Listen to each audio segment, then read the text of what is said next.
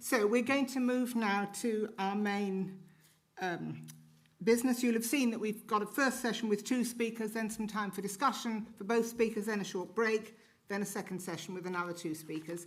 So our first session has been given the overall title of the issues identified, and I'm very pleased to invite Professor Mike Shattock. Well, I feel slightly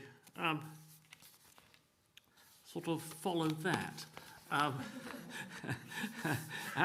I'm not sure that I can. But let me start off by saying thanks for inviting me. It's nice to be here. And this is an important topic. I want to make a couple of points first about the title I've given to my talk. I'm not going to indulge in nostalgia. You might think, is there a way back, means that I'm looking for a kind of Shangri-La of university governance sometime in the 1960s. Well, I'm not going to do that. I'm not going to go back to a period when there was professorial dominance, issues of gender and race were never touched upon, students were never consulted about curricula and so forth. That's not my style. But I am going to go back and think about the organisation of universities and what made them tick. And my second point about the title is that when I research and write about governance, I'm not just thinking of governing bodies, I'm thinking of university councils, governing bodies, senates, faculty boards, departments, and so forth.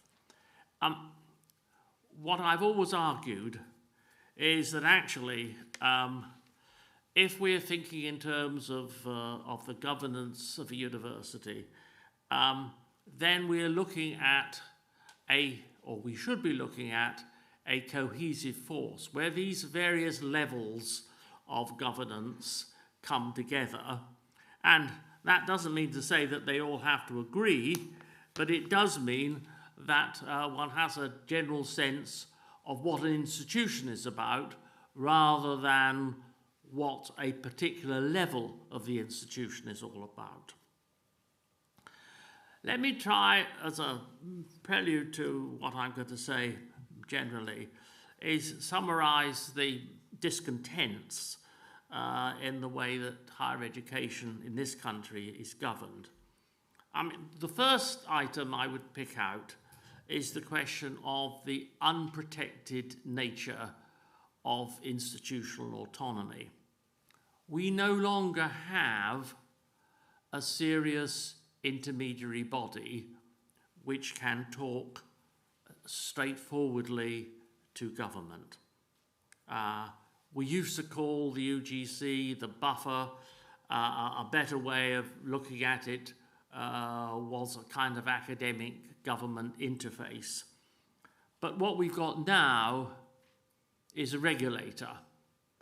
And the regulator and the whole machinery of the regulator is, as it were, designed to enable intervention by government. And the Office of Students is mostly, and one doesn't entirely blame them for it, has mostly become a kind of ecosystem for ministerial statements of various kinds. So that would be one of our present discontents.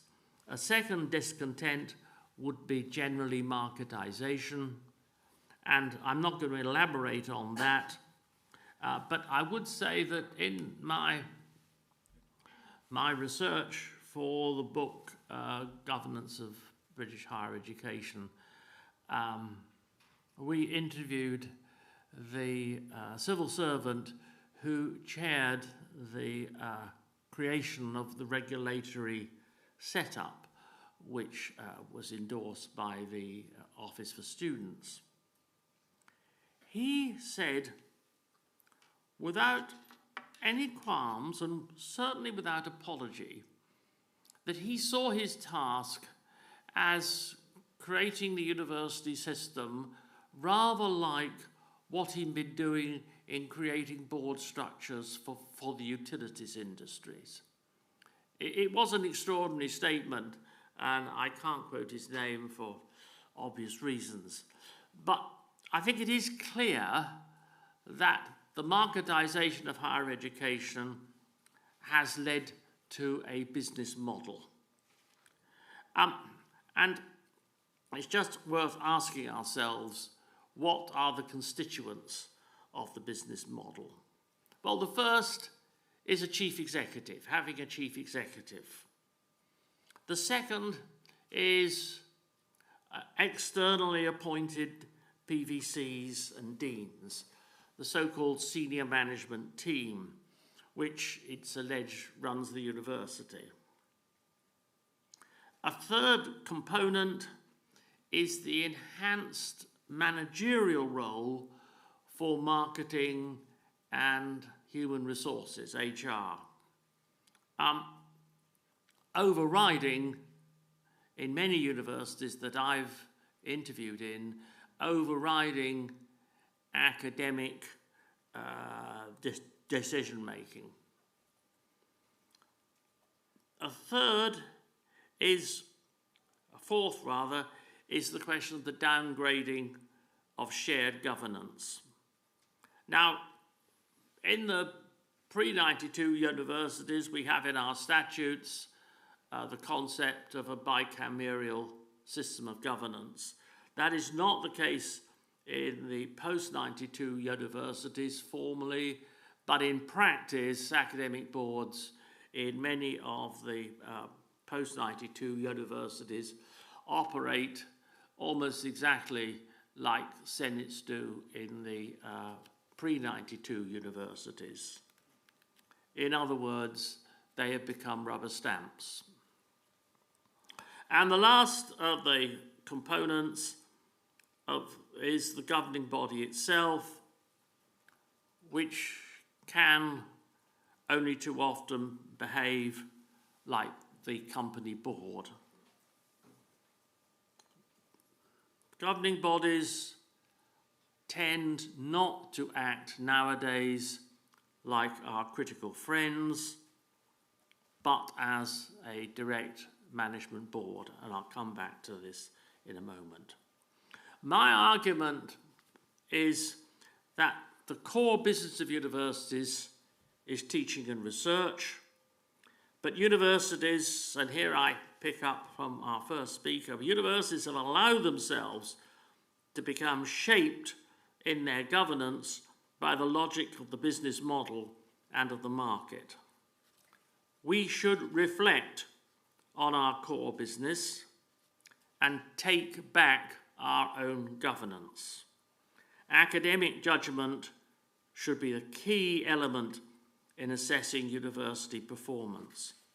In other words, universities should reassert themselves as they are clearly able to do legally within the autonomy structures that they work within.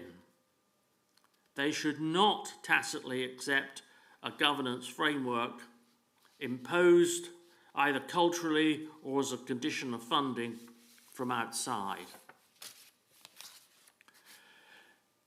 So let me try and make a few suggestions as to how we might change this, or how it might be changed. The first step would be to emphasise the Vice-Chancellor's role as an academic leader, not as a business manager. If you go back historically, universities' Vice-Chancellors were categorised in statutes as being the academic and administrative head of the university. The important thing was that the academic came first. What I think has happened is that those roles have become interchanged.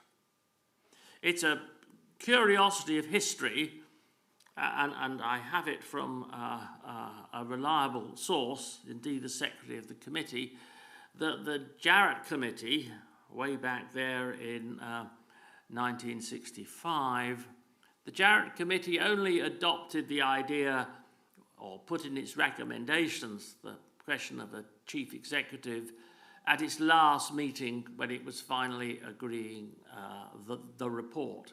It was inserted, it wasn't a major conclusion of the committee, yet it was picked up, of course, by the department and imposed in the legislation for the post-92 universities. I think that has been an important step towards the business model.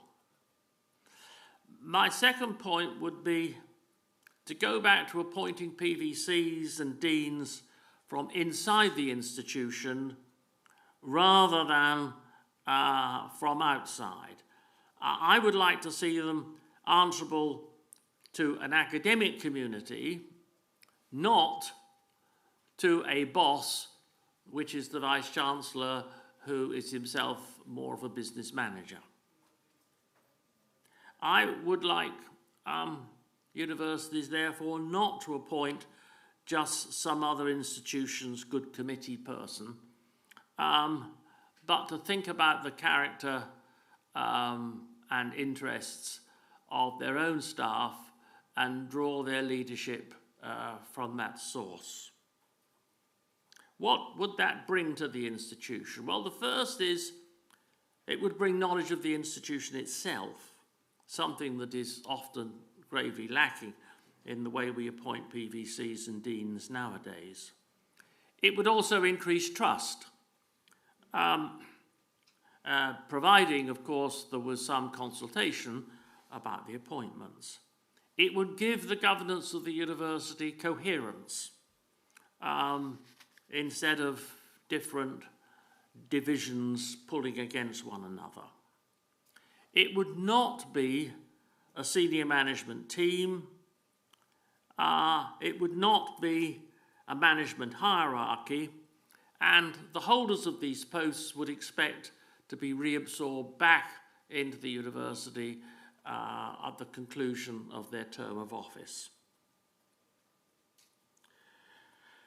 Marketing and HR. I think they're the stormtroopers of the managerial revolution in universities, and I would put them back in their box. I would make them subordinate to academic decision-making.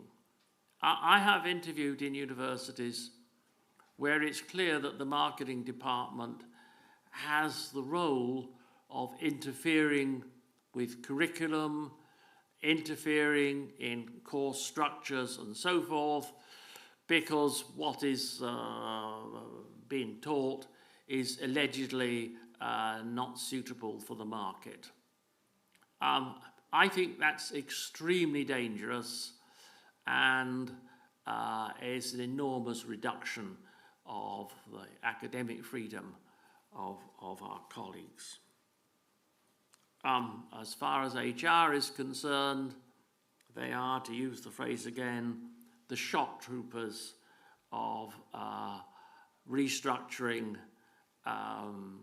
cutting back, etc., whereas you would find the PVCs or deans standing to one side and leaving the dirty work to HR. And finally, I'd like to talk about shared governance. In the book of governance of the UK universities, I've coined the phrase the laicization of governance. I think it is true that we hear a huge amount more in universities about the governing body than ever we used to do. So that senates and academic boards are becoming rubber stamps, and that's not just because of governing bodies. It's also because of the growth of university executive committees staffed by externally appointed PVCs and deans. What we've seen is the growing loss of a bicameral system. In other words, what we're seeing is a reshaping of university governance to exclude a high level of academic participation. And what's worse, what we find is that governing bodies themselves are being reshaped and reduce academic membership, and lay members are now seeking to attend as guests, friends, etc., meetings of senates and academic boards. It's a very serious move, I think. I don't think that the idea of governing boards operating as company boards works. Lay members of governing bodies are, in effect, non-executive members of the board. They're not executive members. They're not expert in the core business of teaching and research. They're not qualified to comment on strategy unless they're commenting jointly with their senates or academic boards. They're not qualified to give an assurance on the quality of degrees. And, judging by the way they've handled Vice-Chancellors' salaries, they're also not very good at business either. Of course, the lay presence on governing bodies is the ultimate public safeguard. But they are now no longer representative of a local community. They don't exercise what in a land-grant university in the US would be called the moat and bridge function. We use headhunters to find our members of governing bodies, and there's pressure to pay them fees, and indeed some universities are doing so. I have always when I was a registrar many years ago now, I gave enormous support to our university council because what it did was the lay element in the council brought balance to the consideration of issues within the university. The lay members took a long view of finance and estates management. They were our friends and partners. They came to inaugural or public lectures. We met them in local supermarkets doing their shopping. The idea of paying them fees was simply not in our culture. So my conclusion is that the business model is strangling universities with bureaucracy, destroying cohesion and governance, damaging academic performance. If academics are treated as intellectual subordinates, academic work will suffer. We need flatter, not more vertical structures of governance in academic institutions. Indeed, universities need to govern themselves like universities, not like business corporations. Now, of course, there are variations between universities, between the most and the least research active, but the pressure towards the business model is universal. Is there a way back? Yes, I think there is. If universities are sufficiently independent of mind, they will recognise the institutional disempowerment that is taking place, and they'll reassert themselves. I fear this may be an uphill task, but not doing so has implications long-term for the university system's academic and intellectual freedom. Thanks very much.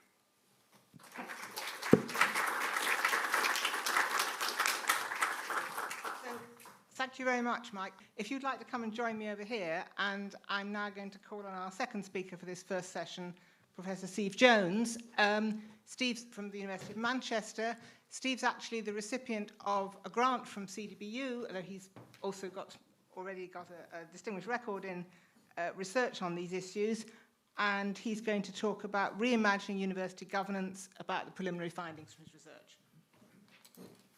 Thank you. Thank you very much. Thanks for inviting me today. I want to talk about university governance, and I think what I want to talk about, the way I want to talk about it, follows on really nicely from what Mike says, because I'm interested in the way the university board has increasingly become in the image of a business board, but I'm interested in trying to find out how that happened, partly so that it can be reversed in some of the ways that Mike talks about. So I think the way in which change is affected in the university partly involves direct action like the stormtroopers of HR, but I think it also involves the discourses and cultures of higher education, and it's about the way we think about higher education and the way we talk about higher education, and that's what I want to unpick. So I'm going to talk about the project that Anne mentioned, and I'm going to talk about a few other things. But just to begin, let me just tell you why I'm interested in this area. So I've been in the sector for a long time. I've worked at a number of different universities, post-92s, and I currently work at Russell Group University. And I've always been interested, fascinated by how universities are actually governed. So I've always tried to join the Senate or the Academic Council. One of the issues in this area is there are different names for everything at every different university, so it's very difficult to make comparisons. But I've always tried to be as engaged as possible. Within the University of Manchester, I was elected onto Senate, and then from Senate I was elected onto the Board of Governors, where I served with Anise and Michael at the same time. And I also managed to get on some of the subcommittees, and I do want to talk about the power that's held within a number of the subcommittees of the governing board. And I've also had involvement of the boards of other universities as well, and I've worked in the school system, so I was Vice Chair of Governors for a large comprehensive school that was then academised in Manchester as well. So I'm interested in governance, I'm interested in governance of educational institutions, and I'm interested in how control and power is distributed within that context. I've done a bit of writing on this, so I wrote for the CDBU a couple of years ago during COVID on how university governors need academics as partners, and I wrote a piece for HEPI around 2019 where I engaged in a debate with Nick Hillman, who's the director of HEPI and was also on the Board of Governors at Manchester at the same time, about our different perspectives on university governance, and Mike kindly wrote a forward for that. Then last year the CBDU announced some funded research, and I applied to do a project on university governance. It's very difficult to get funding from other sources if you want to research university governance. People aren't keen to give you money to do that kind of research, which does fit into my idea that it's quite a secretive and hidden world in some kind of respects, but I was successful. And what I want to do is today present you some of the initial findings of that research. So I'm just going to give you a little bit of background on what we tried to do on the research. My research questions were really, who is doing university governance and why? How are they doing it? I'm interested in practice and policy and procedure. And then crucially, how do people feel about it? What are those cultures? What are those dominant discourses of university governance? And I was interested not in governance in the general term that Mike talked about, but governance as in what the governing body did.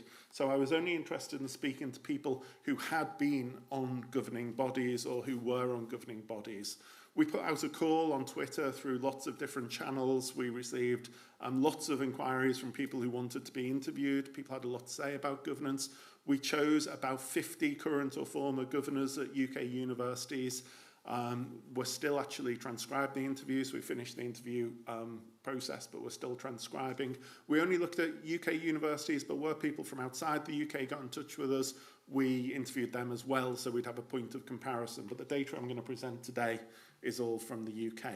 Each interview lasted about an hour, and it was either with me or my research associate, Diane Harris. This was how our interviewees broke down. About 1/3 of our interviewees were academic governors, about 1/3 were lay governors, about 15% were student governors, and about 15% described themselves in different terms. The gender breakdown was 60% male to 40% female, which is probably consistent with gender patterns across governance more generally. We had about 75 to 80% of our participants were white, about 20 to 25 were minority ethnic. That's a much bigger proportion of minority ethnic respondents than is the case nationally. So I think based on the latest advanced HE data, about 10% of governors are from minority ethnic backgrounds. And the split between post-92s and Russell Group was about 60-40, though we did interview several people who've been on the board of governors in both a post-92 and a Russell Group university. Just a couple of methodological observations. People were really worried about doing these interviews. Now, I've done all kinds of research projects, interviewed head teachers, school children, academics, university leaders, students, but there was a nervousness when it came to talking about governance, and there were concerns about anonymity. People didn't want anyone to know who they were, and there were issues about confidentiality. And several interviewees asked for their transcript to be redacted, so we sent them their interview, and they said, no, you can't use any of that, and you can't use any of that. And 2 people withdrew completely from the project after they'd given the interview, which was unusual and maybe reflects something about the way in which governance is maybe a higher stakes area of activity than it needs to be. Few disclaimers where I make excuses for what I don't do in this research. It's not a representative sample because you can't really get a representative sample. We know from Mike's writing just how diverse the nature of governance is within the sector, so we didn't make any attempt to try and have a representative sample. We also know that governance isn't uniform, so I'm not trying to make any like-for-like comparisons. The interviews were conducted in an atypical moment within higher education, although all of the moments seem a bit atypical at the moment, but it was just after COVID, just as we were returning to the campus. I know that the approach is Anglo-centric, but I think we need to understand the UK system first. And although the interview questions were neutral and open-ended, they could still be regarded as leading questions, and people were aware that the project was funded by the Campaign for the Defence of the British University, so they probably got a sense of some of the ideology involved. With any kind of research, quantitative research, there's always a question of how you draw out the main themes, which is what I'm going to do for the next 10 or 15 minutes. In this case, it was quite easy. People wanted to talk about the same things. They wanted to talk about representation, who was on the board. They wanted to talk about expertise, whose knowledge was considered to be most valuable. They wanted to talk about process, because often they just didn't understand how governance was supposed to work. They wanted to talk about this idea of challenge, or the notion of the critical friend that Mike talks about.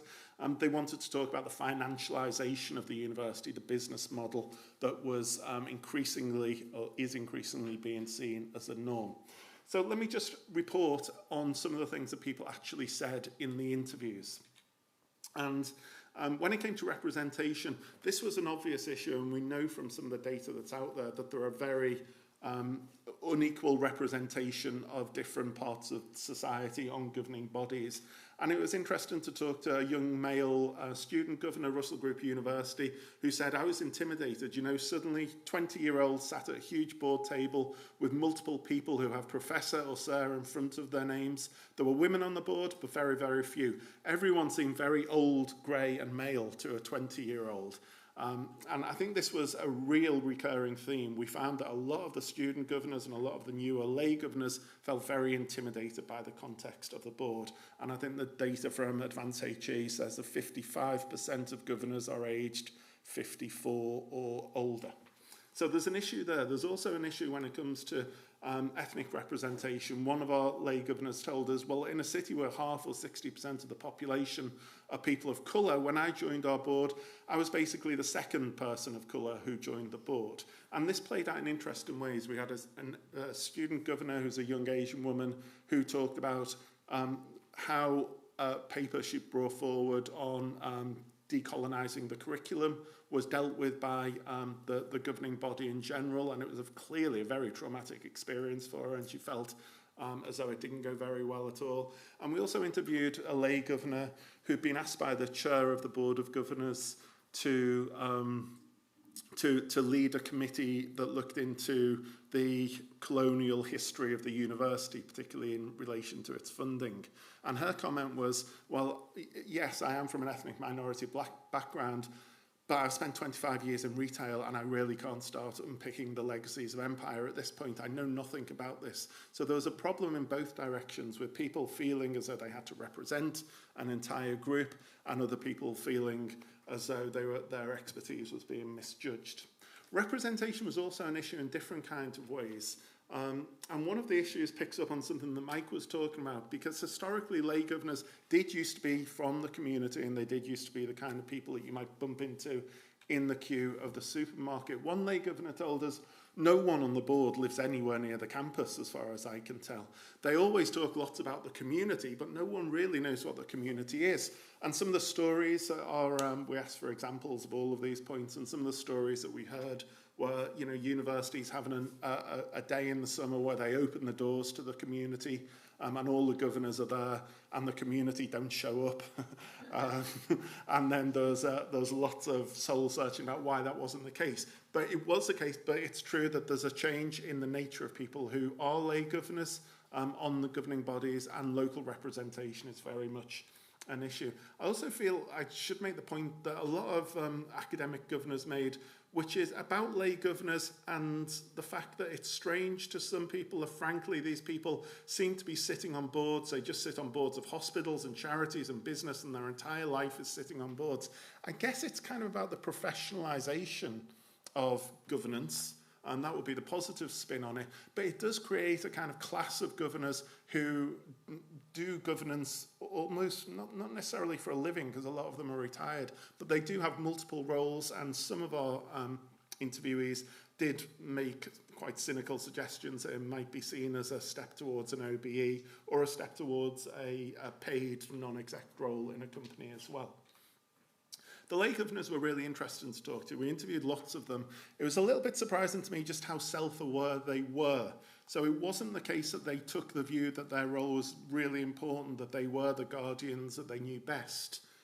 They knew what was best for a university. A lot of them actually were ready to admit what they didn't know. It's funny, said one of them, you're not brought in because you know universities, you're brought in because you don't know universities. And a lot of people really couldn't struggle to understand the logic of the system. An academic governor at post-92 university said, personal level, I got on fine with most of them. They just seem to get their understanding of what we do from the wrong places. One said to me, how do you cope with everything getting cancelled all the time because your students are so woke?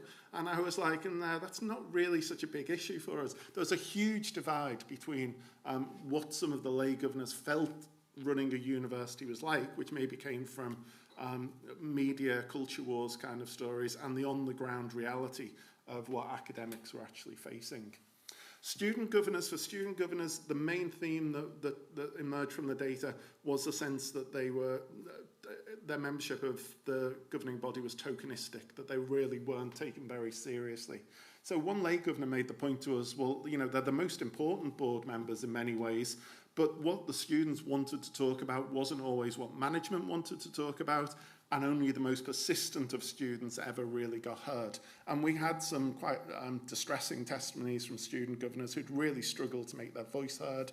One of them said to me, the only way you get minuted is if you're saying thank you to senior leadership team, which I thought captured how a lot of them felt. As a student governor once said, it's always a slightly difficult one because you're going to have some people who want to think, oh, they're there, isn't that nice? It's a student. And I think a lot of students felt patronised or underrepresented. And of course, often in a large board of 20 or 30 people, there may only be 2 or 3 student representatives. For the academic governors, the tension was always between their role as an academic and the fact that the governing body was moving in the opposite direction in ways that Mike talked about, moving away from academic accountability towards different kinds of accountability. So one of them said very bluntly, you know you're not wanted. Management make a big deal of making you welcome, but they're also making it clear that you need to know your place. The lay governors are polite, but most don't want their business narrative interrupting. And academics, you sensed a high degree of alienation amongst the academic governors that we spoke to.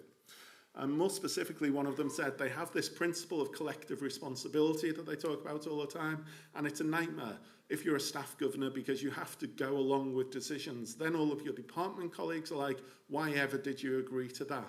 And this kind of leads us into process and policy because there is a big emphasis, we were told in the project by our interviewees, on confidentiality and on this principle of collective responsibility, such that a lot of academic representatives felt restricted in what they could say and how they could say it.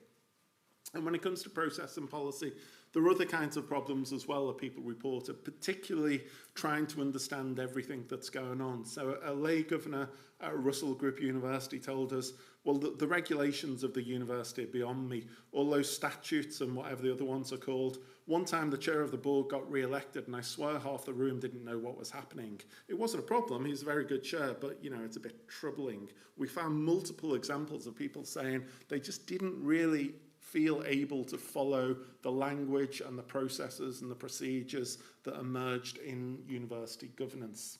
An academic governor from a Russell Group University said to us, I even remember a lay member blithely saying once, I never really understand what goes on these meetings between the apologies and any other business.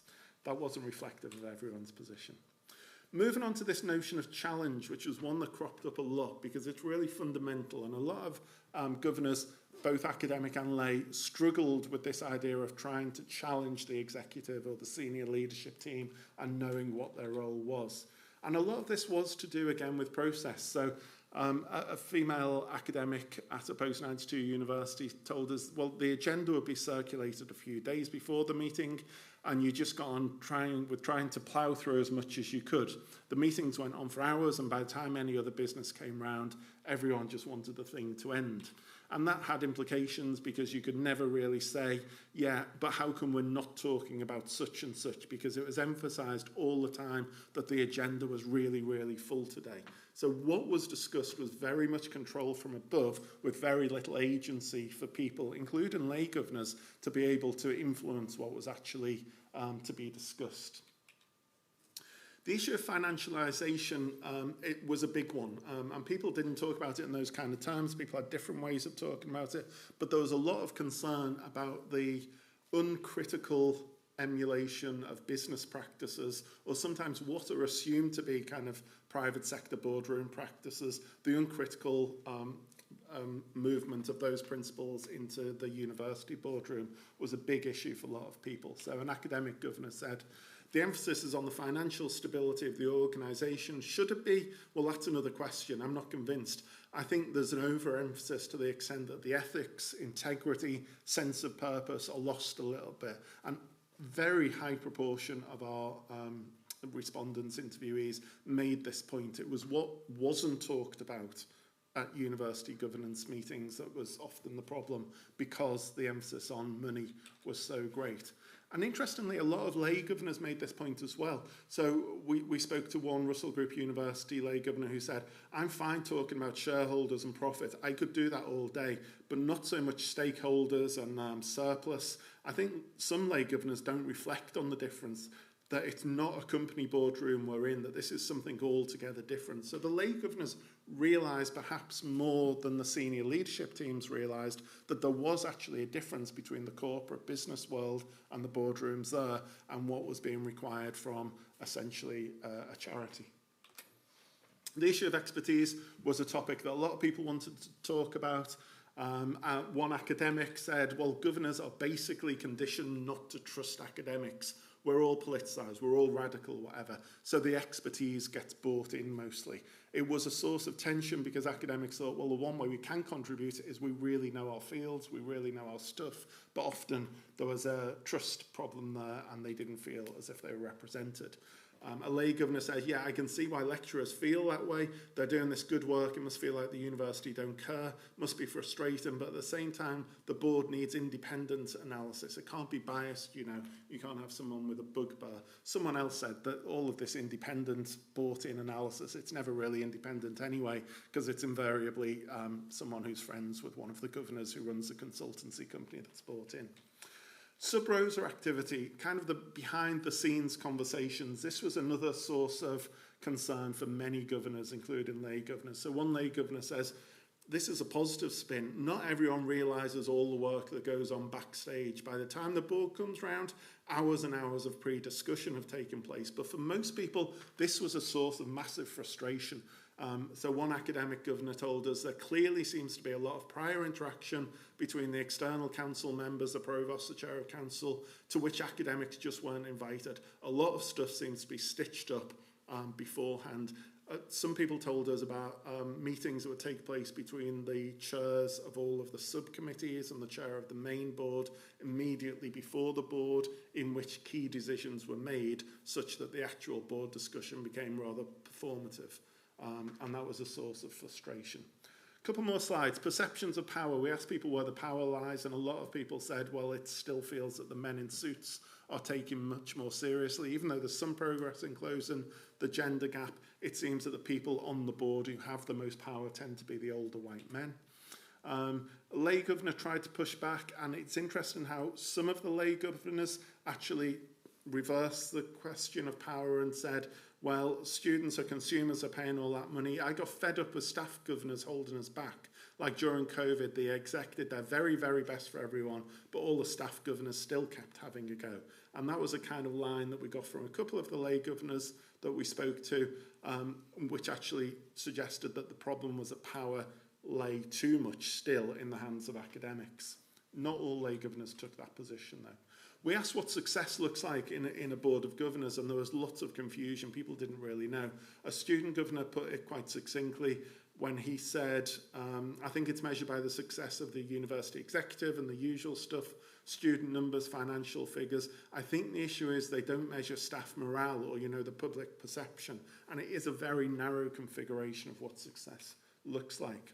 On the other hand, a lay governor says, well, the way I see it is if we stay financially afloat, head above water, you know, then we've done the stewardship job right. That's all governance is, stewardship. We're not there to be liked by anyone. I'm not quite sure how I feel about that. I keep thinking about, if they're doing the job right, why wouldn't people like them? This lends itself into narratives of university governance, which emerge quite strongly. And by narratives of university governance, I mean, one thing that emerged from the data is that governors clearly want themselves to be thought of in certain ways, and there are some narratives of governance that they want to be dominant.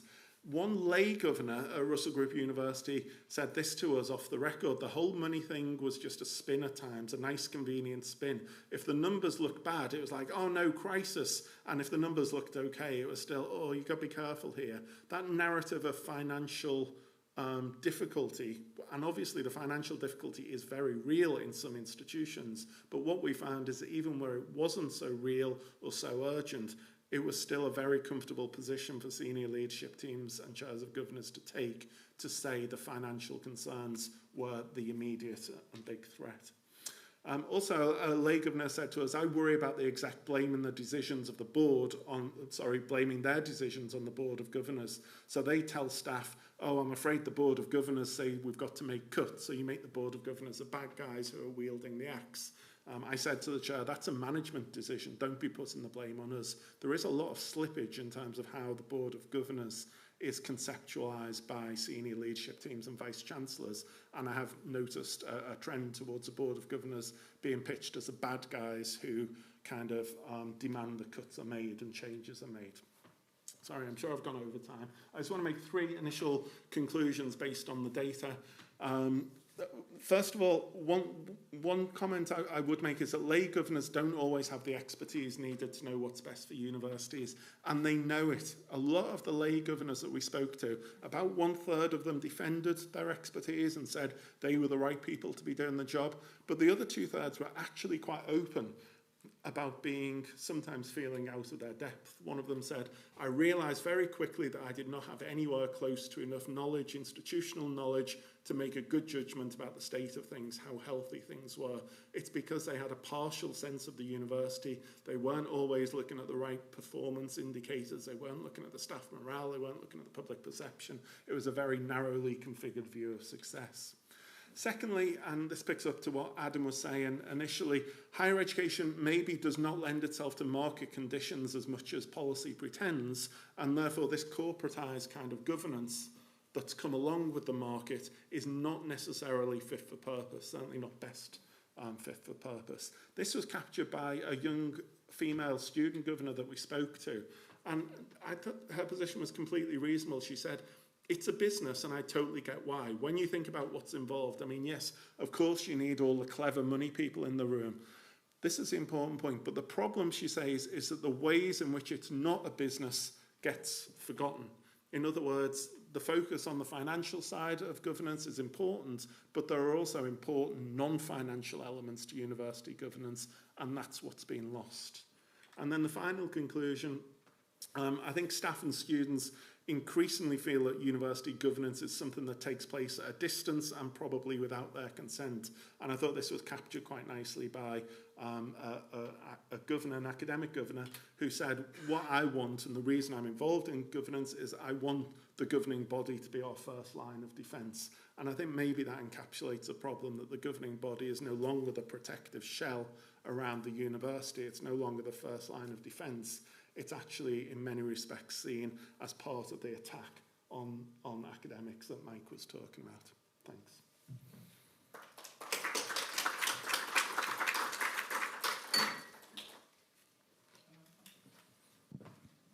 Okay, thank you very much, Steve. Do come and take a seat over here. So we're not keeping brilliantly to time. I have got my eye on the time. I suggest that we have about 15, 20 minutes for discussion, so we can run the discussion until 11:30. We've got some roaming mics around, and the three of us have also all got mics. So what I would like to suggest is, if you want to ask a question or make a point, please put your hand up. Somebody will come to you with a mic. There's a nice young lady up there who'll come to you with a mic. It would be helpful if you could say, before you ask your question, just say who you are, and yeah, perhaps if you've got a university institution that you're attached with, you might like to mention that, but I think the main thing is to give your name. So, questions, discussion. Yes, Norman. A mic's just coming. Oh, right, thanks. It's two roving mics coming, two nice young ladies. Norman Gower. I was previously Principal of Royal Holloway, University of London. I want to pick up on Mike's point about, is there a way back, which made me think, are there any quick winners? And I think you can separate the two issues. What can a university do internally, and what depends on major governmental and structural changes? I'm very depressed and don't see a quick way out of marketisation or the immorality of student fees. But I do think the external appointment of pro-vice chancellors and deans was the beginning of the rot in universities for several reasons. First of all, as Mike has said, a pro-vice chancellor or a dean being appointed from within the university knows about the culture of the university, knows the people involved. And secondly, they tended to be respected senior academics who sometimes rather grudgingly thought they needed to give 3 years or 4 years back of their time to the university. And pro-vice chancellors weren't really part of management. They were leaders of their particular, they were advocates for their particular spheres of interest and responsibility. Similarly, deans, in my mind, their main job was representing the needs of their faculty to the senior management, rather than getting instructions from the senior management. And I think universities could actually involve in themselves in a complete change of attitude, where management is bottom-up rather than top-down. I think that the top-down management actually makes it quite easy for Vice-Chancellor to just say, do this, do that, do something else. Whereas what a Vice-Chancellor should be experiencing is pressure from the bottom up as to what the academic community needs. So I think that is something that universities themselves could address without any need for governmental or policy changes from external. I don't know, do you want to respond to that? Or? Well, The switch to put it on. maybe you can hear me anyway. I absolutely agree with what Norman Garrett said. One of the difficulties about appointing PVCs from outside is that their loyalty is almost certainly entirely to the Vice-Chancellor. It's not to their academic community. Sorry for the recording. Well, in that case, can you show me how to put it? It is on. It's on. Just hold it a bit closer to just hold it a bit closer, I think. It's already on. Oh, right. I gave advice to a very good university in Australia. And I went round and talked to the deans, all of whom had been recruited from outside. They were the most lonely people on the whole campus. Their academic colleagues didn't really like them, certainly were rather frightened of them. They couldn't undertake their own academic research. A professor of physics wasn't given any space in the physics department labs to do any research. My recommendation was that the university should go back to electing or appointing its own PVCs. So I think it is a fundamental point, universities need to look back to the days when they drew their own senior staff from their own academic colleagues. Yes, do you want to come back?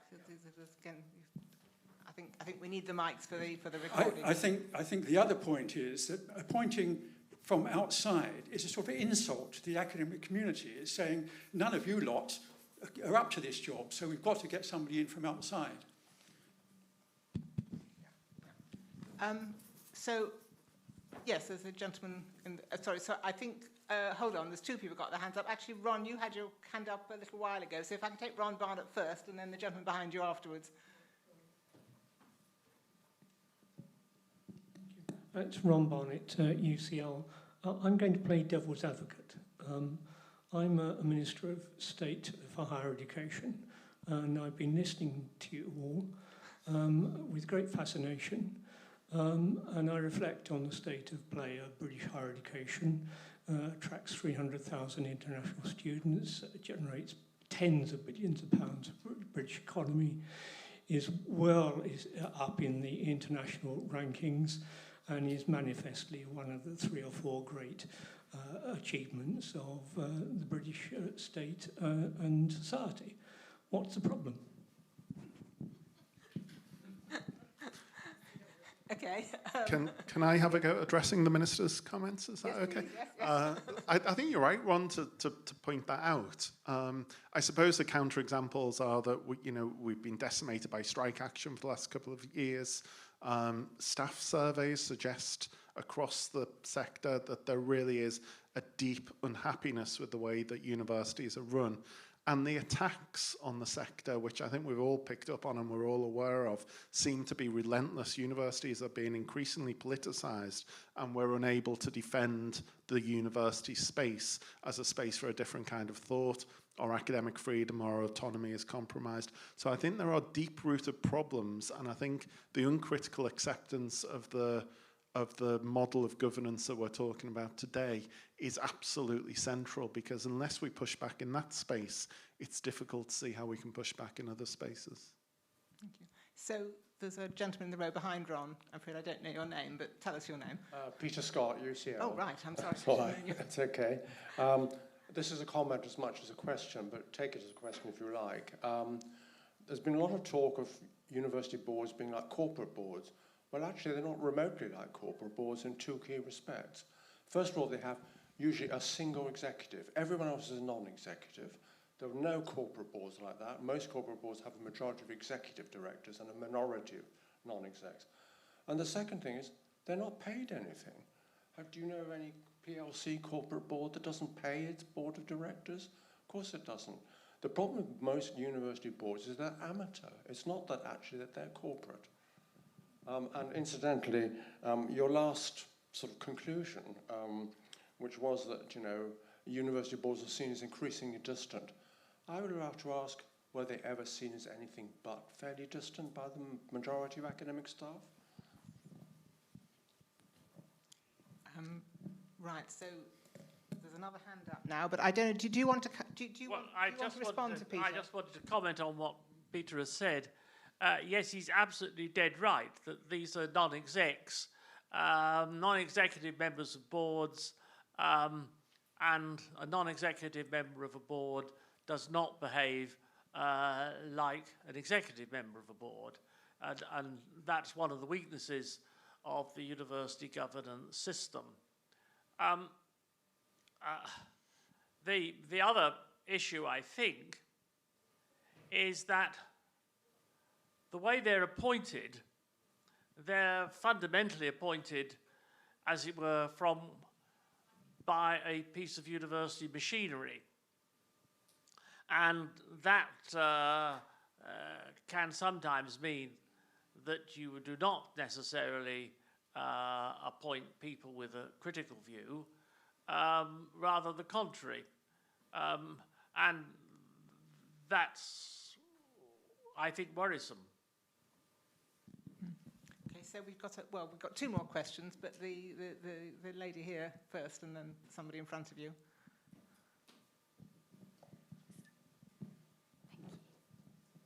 Thank you very much. My name is Larissa Fredkin. I used to be an academic. Following on the previous question, how does it look like a business model if there are no shareholders? So there are no, as been already said, there is no well-established criteria of success of universities. That's why you think that because universities bring a lot of money, that's it, they're being successful. So because there are no criteria of success, how do we implement public accountability? Have you given a thought to this? Can I have a quick response to that? I think there are criteria for success. I just think we've got the wrong ones. Mm-hmm. So I think the focus on international league tables, for example, is misplaced. I think a lot of the indicators which boards of governors are invited to use are inappropriate indicators, or at least they do not capture the full range of activity within the institution. So I think the kind of indicators that one would be looking for in to replace the ones that are used would be things to do with the satisfaction of staff and how staff react within the university, the long-term developments of students, the contribution to knowledge that's made in the long term. They're not easy to measure, but the measures that we've got, the proxies that we've got, are a very distant proxy for academic success, I would argue. Yes, I agree. So the question is, how do we introduce public accountability? Do you want to pick up on that, how that relates to public accountability? Well, I would say that if you've got the right indicators, then you've got the right answers to questions about public accountability. At the moment, we've got the wrong indicators, and therefore we can't, you're right, we can't answer that question. Okay, and there's another question here. Yes, my name is Michael Crick.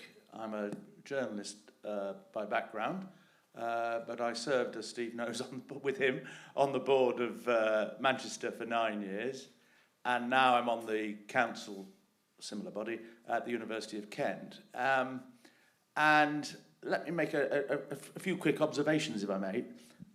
First, it's always troubled me about how to operate as a non-executive director. How's one meant to go about it? And it's dead easy to just read the papers, go along to the meeting, ask an intelligent question or two. But that's not good enough. I mean, I've looked at you look at the health service, all the scandals in the health, and you're constantly worrying, what happens if there's something goes wrong in this university?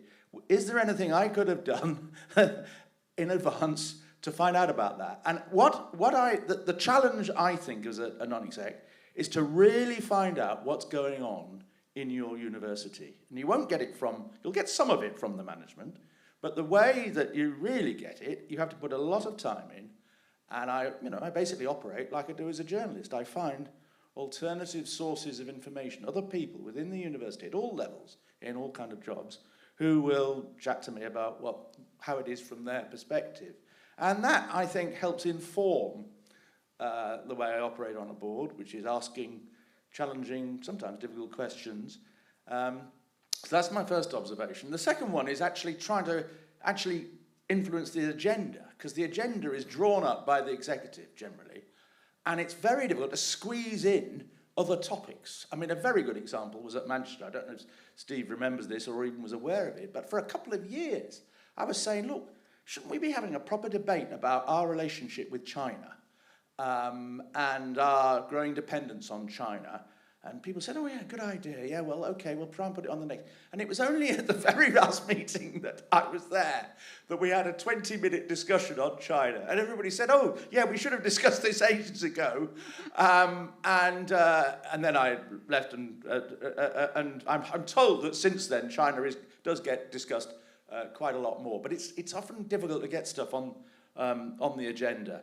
On the representation thing, one of what struck me at both Manchester and Kent is how often the staff people, be they academics or non-academics, Steve was a shining exception to this, but quite a lot of them are frightened to talk or to ask challenging questions, which I think is really worrying, because ultimately they are challenging their bosses in a semi-public forum. And there were some people.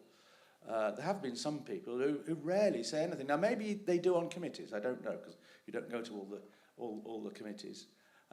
Returning to the previous point, the other thing that you mentioned, representation and the age problem, Steve.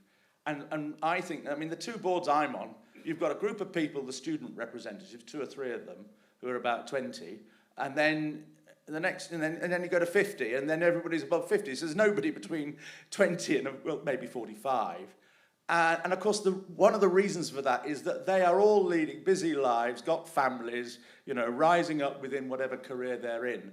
They haven't got time for it, and they certainly haven't got time to do it properly in the way that I've described, because I do actually think being a non-executive member does involve a lot more work than just going to the meetings, like attending things like this. Those are just a few observations. Gosh, so I'm looking at the time. OK, and I've got 2 more people with their hands up. So if we could just take those quite quickly. Obviously, there will be more opportunities for discussion later in the day as well. Yes, I just wanted I should introduce myself first. I'm Mark Tibbett for the University of Reading, and I'm on the committee of CBDU. I was rather surprised to hear the Minister's comments about what's wrong. What's wrong? I mean, really, I find that quite an incredulous and somewhat terrifying statement. Not only do we have all the problems in governance we're discussing now, and the way our universities have been taken away from us in these managerial structures, we have terrible governance in terms of the way the state governs us. And we have a system in crisis. We're just slightly behind the NHS. We have a financial model that doesn't work and an industry that's bringing in huge amounts of money despite the terrible situation we've been placed in, not because we're in a good place. And it's because people are working incredibly hard, ridiculously long hours. That's why the university system is still working. But like the NHS, it's going to crash at some point. Okay, thank you. And one last question, and then I might just ask the speakers for a very quick response. Thank you. I'm Stefania Passamonte. I'm director of the London Performing Academy of Music. I'm an educators, a SIG art leader for the educators. And I wanted to explain I'm on both sides. So I'm both the CEO executive of this new music university. And at the same time, I'm the one who chose and invited the governors in our conservatoires. And about the representation in particular, I believe, first of all, they need to have experience. That's why they need to be above age. Above my age, for example, I'm 45, going for 46. I need to have someone that is, all our governors are above 55, actually, around 60s, 70s. They are super successful in their specific fields, and they bring expertise in those fields that they can help the managing of the conservatoire. And I guess that's what should be with the university governors. So you have to have experts that they have track of success, so therefore can't be in their 30s or early 40s, but they need to be above that, and they need to have the independence from the university so that they can help the academic side of it to succeed on the point of view of being an outsider and having an objective view of the universities, not being inside and then, for example, pushing forward a specific side of the university instead of another's, academically speaking. Okay, thank you. Is there anything else either of you want to say before we have a break? I'd like to just say one thing and pick up what Michael Crick has said. Is this working again? Yes, it is. Because I think he's absolutely right that lay governors do need to understand what's going on in the institution. And the problem is that practice in the last decade has been to employ headhunters rather than the university actually knowing powerful local figures who might come onto the university governing body. And to quote examples of interviews of universities where I've interviewed, there's a sort of customary arrangement that the governors probably live and work in London, and so they come down the evening before the meeting and there's a dinner and somebody makes a presentation, what's going on in chemistry at the moment, and then they have a formal meeting the next morning and they're off by lunchtime. And of course they have very little real understanding of what's going on. And the only information they get about what's going on comes from the executive. So I think it's a serious point. And if I quote my own experience when I was a registrar all those years ago, we had very close relationships with senior lay members. But the senior lay members didn't, as it were, go along with everything that we wanted to do. I mean, for example, they insisted that the university bought a 500-acre farm next to the university simply to protect the university's boundaries. And they said to me, as registrar, who'd worried about where the money was going to come from, Mike, we're not doing this for you. We're doing this for your successors in 100 years' time. That is, because it's a silly story in a way, but that emphasizes the long-term view. And that's the real value, I think, that universities ought to get out of their governing bodies. Thank you, yes. Just to be very, very brief, I was struck by the comments about the threats to the university, and I think there are long-term threats to the university. I think increasingly right-leaning and right-wing governments recognise the university as a powerful political space, and they're very keen to co-opt the university as a space in that respect. I think that makes the work that happens on governing bodies all the more important, and I think governing bodies have to be a line of defence for universities and for the sector as a whole, not just the individual university, because if governing bodies can't step up and take on that role, there really aren't many other lines of defence in place, and I think we're extremely vulnerable as a sector. Okay, thank you. Well, I guess that's what today is all about. All right, so thank you to everybody who's participated in this session.